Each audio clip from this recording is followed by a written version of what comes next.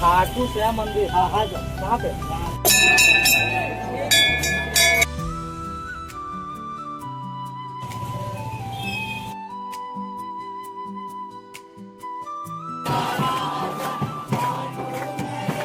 तो गाइस यहाँ पे स्ट्रगल चल रहा है। Welcome back to my YouTube channel. तो आज हम लोग जा रहे हैं खाटू श्याम जी के दर्शन करने के लिए। राजस्थान नहीं, यहाँ हम लोग के धनबाद झरिया में खाटू श्याम जी का मंदिर है वहाँ पे। तो आज बहुत ही मज़ा आने वाला है क्योंकि मैं बहुत दिनों से चाहती थी कि मैं खाटू श्याम जी के दर्शन करूँ। तो वहाँ पे तो अभी मैं नहीं जा पा रही हूँ, अभी फ़िलहाल यहीं पे जाती हूँ। तो एक बार सब लोग कमेंट में जय श्री श्याम ज़रूर लिखें और ब्लॉग पे बने रहिए। जय श्री श्याम। तो गाइज़ मैं खाटू श्याम जी के दरबार पर जा तो रही हूँ, पर वैसे तो खाटू श्याम जी सबके दिल में बसते हैं और सभी श्याम प्रेमी उन्हें जानते हैं। बट फिर भी अगर किसी को डाउट है कि खाटू श्याम जी कौन है, तो मैं श्याम जी की कृपा से उन्हें बताने जा रही हूँ।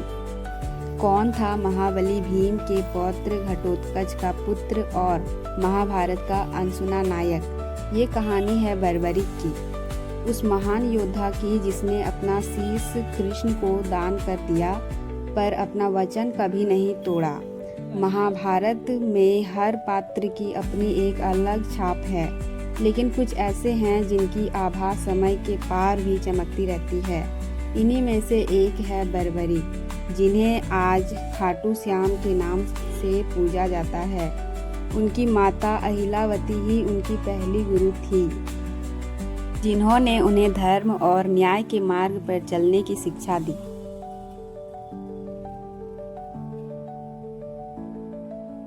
तो गाइस, खाटू श्याम जी की पहली गुरु तो उनकी माँ थी, लेकिन दूसरे गुरु कौन थे कमेंट सेक्शन में ज़रूर बताएं। बर्बरिक महादेव के अनन्य भक्त थे। घोर तपस्या के बाद भगवान शिव ने उन्हें 3 अमुख बाण प्रदान किए, जिनकी शक्ति अतुलनीय थी।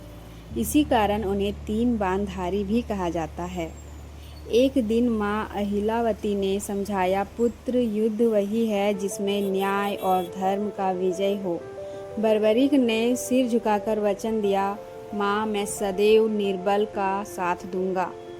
3 बाणों की अद्भुत शक्ति। बर्बरिक के 3 बाणों में अद्भुत समर्थ थी। पहला बाण शत्रु को चिन्हित करता, दूसरा मित्र को और तीसरा बाण पहले बाण द्वारा चिन्हित शत्रुओं का संहार कर देती थी।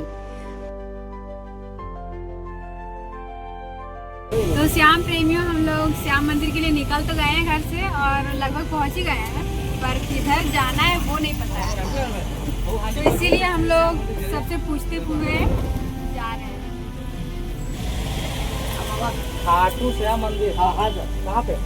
खाना मोड़ देख रहे हो। हाँ मोड़ से कहाँ जाए? बाया बाजार सीधा इधर। हाँ वहाँ जाएगा सीधा पार्क मोड़ में। हाँ तिलक पार्क। हाँ सीधा जाएगा लाल बाजार।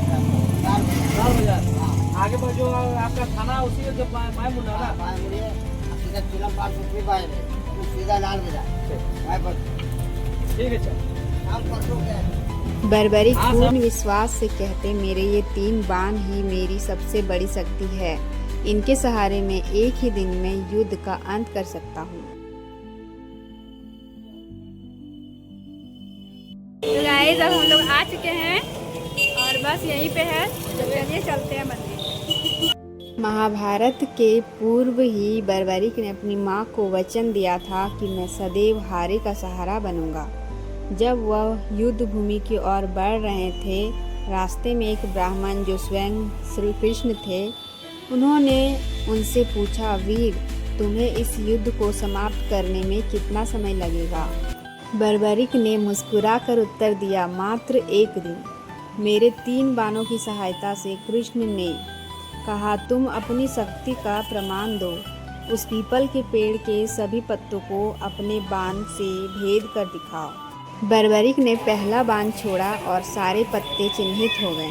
कृष्ण ने एक पत्ता अपने पैर के नीचे छुपा लिया था, लेकिन बाण उनके पैर के सामने आकर घूमने लगा था।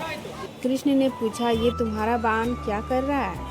बर्बरिक मुस्कुराकर कहे, शायद आपके पैर के नीचे भी एक पत्ता छुपा हुआ है। कृष्ण ने गंभीर स्वर में कहा, तुम किस पक्ष का साथ दोगे? बर्बरिक ने कहा, माँ को वचन दिया है कि जो पक्ष हार रहा होगा उसी का साथ दूंगा। कृष्ण ने समझाया, अगर तुम पांडवों का साथ दोगे तो कौरव हारने लगेंगे, और अगर तुम कौरवों के साथ दोगे तो पांडव हारने लगेंगे, और इस तरह युद्ध का संतुलन बिगड़ जाएगा। बर्बरिक ने कहा, तो फिर धर्म की रक्षा कैसे होगी प्रभु? कृष्ण ने कहा, यदि तुम्हें युद्ध में जाने से रोका जाए तो युद्ध का संतुलन बना रहेगा। मैं तुमसे तुम्हारा शीश दान में मांगता हूँ। बर्बरिक ने हाथ जोड़कर कहा, हे ब्राह्मण, कृपया आप अपने असल रूप में मुझे दर्शन दें। कृष्ण ने अपना विराट रूप दिखाया। बर्बरिक ने नतमस्तक होकर कहा, प्रभु, मेरा शीश आपके चरणों में अर्पित है, पर मेरी इच्छा है कि मैं पूरा युद्ध देखूं। कृष्ण ने सहमति दी और बर्बरिक ने अपना शीश काटकर कृष्ण को समर्पित कर दिया।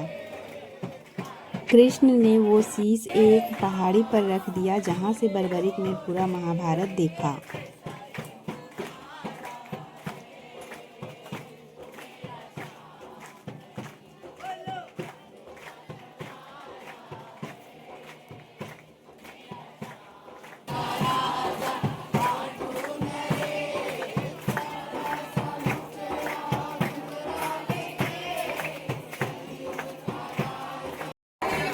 श्री कृष्ण ने कहा, कलयुग में सबसे बड़ा दरबार तुम्हारा ही होगा। जैसे जैसे समय बीतता जाएगा वैसे वैसे तुम्हारी मान्यता भी सभी के हृदय में बढ़ती जाएगी। कलयुग में तुम्हें मेरे नाम से पूजा जाएगा। तुम्हें सब श्याम नाम से पूजेंगे, और जो भी हारा हुआ दुखियारी अपनी समस्या लेकर तुम्हारे दरबार में आएगा उसकी सारी मनोकामना पूर्ण होगी। उसके बाद श्री कृष्ण ने बर्बरिक के शीश को पवित्र जल में विसर्जन कर दिया। कलयुग में राजस्थान के सीकर जिले के खाटू गांव में उनके शीश को पाया गया। तब से हर वर्ष अनगिनत श्रद्धालु यहाँ शीश नवाते हैं। खाटू श्याम के दरबार पर कोई भी हारा हुआ व्यक्ति जाता है तो आज भी उनकी मनोकामना श्याम बाबा सुनते हैं। तो गाइज़, आपको खाटू श्याम यानी कि बर्बरिक की अनसुनी कहानी कैसी लगी? क्या आपको खाटू श्याम बाबा की यह अनसुनी कहानी की जानकारी थी? तो कमेंट सेक्शन में बताएं, और नहीं थी तो भी कमेंट सेक्शन में ज़रूर बताएं। अब तक तो आपको पता चल ही गया होगा कि आखिर उन्हें 3 बाणधारी और हारे का सहारा क्यों कहा जाता है।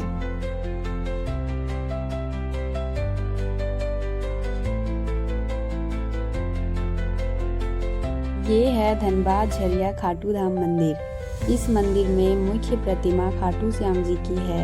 इनके अलावे और भी कई देवी देवताओं की प्रतिमाएं स्थापित है। तो गाइज, अगर आप भी किसी कारण राजस्थान के खाटू धाम श्याम बाबा के दर्शन के लिए नहीं जा पा रहे हो तो फिलहाल दर्शन के लिए यहाँ पे आ सकते हैं। मेरे मन को तो यहाँ आकर श्याम बाबा के दर्शन करके शांति मिल गई है, और मुझे पता है कि श्याम बाबा मुझे अपने दरबार यानी कि राजस्थान खाटू धाम में ज़रूर बुलाएंगे।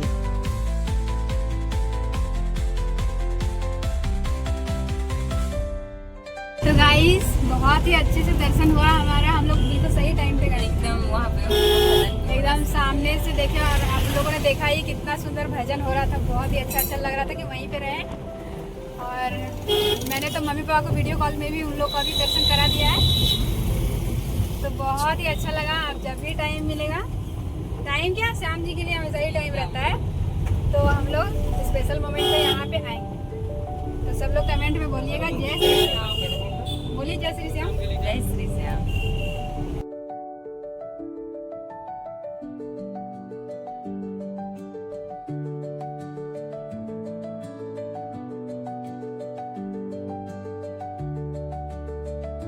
तो गाइज़, आपको खाटू श्याम यानी कि बर्बरिक की अनसुनी कहानी कैसी लगी?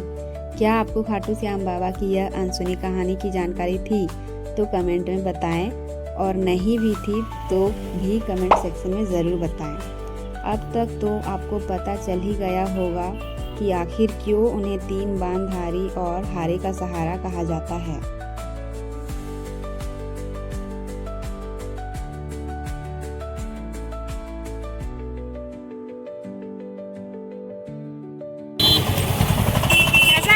लग रहा है? थोड़ा सा है, कम लिख रहे हैं लेकिन।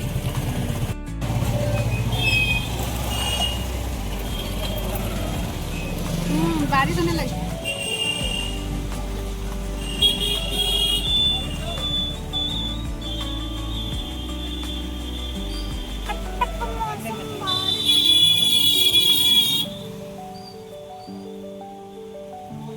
तो गाइस अभी यहाँ पे बारिश स्टार्ट हो चुकी है, लेकिन अच्छा है कि हम लोग जब दर्शन किए तब बारिश नहीं हुआ ना। तो गाइस यहाँ पे स्ट्रगल चल रहा है इनको लग रहा है कि नारियल में मलाई है तो वो निकाल रही है, और मेरा वाला में तो नहीं लग रहा है, और अगर है भी तो वो हम लोग नहीं निकाल पाएंगे, वो शॉपकीपर ही निकाल पाता है। तो इसको अभी भी उम्मीद है कि नारियल का पानी बचा हुआ है। ओ नहीं निकल रहा था, ऐसे ही मतलब पाइप से खींच रहे ना, नहीं पाइप से खींच रहे तो निकल जा रहा है। तो गाइज़ अगर आपको मेरी ब्लॉग अच्छी लग रही है तो प्लीज़ मेरे चैनल को सब्सक्राइब करें और लाइक करें और कमेंट में खाटू नरेश की जय भी कहें, और आप अपने फ्रेंड्स को मेरी ये ब्लॉग शेयर भी कर सकते हैं, और बेल आइकन को प्रेस करना ना भूलें।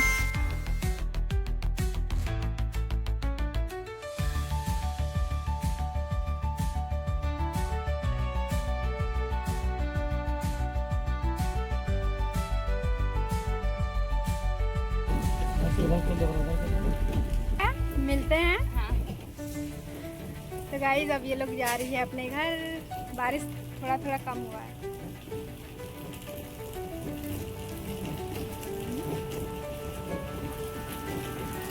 अभी उठ गए। हाँ दरवाजा तो लगाना।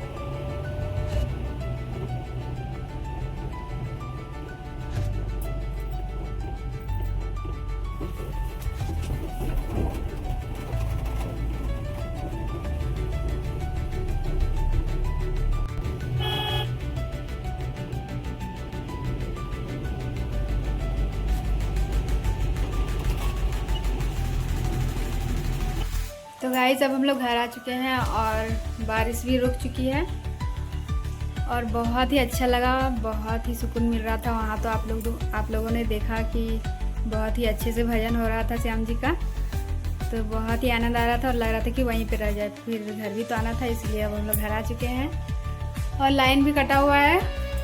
तो मिलते हैं नेक्स्ट ब्लॉग पे, अभी के लिए बाय। और अगर मेरी वीडियो आपको अच्छी लग रही है तो लाइक करें, कमेंट में जय श्री श्याम लिखें, अपने दोस्तों के साथ शेयर करें, और अगर आप लोग भी चाहते हैं झरिया धनबाद खाटू श्याम मंदिर में दर्शन करने का तो आप लोग भी आ सकते हैं। जय Shri Shyam. Thanks for watching.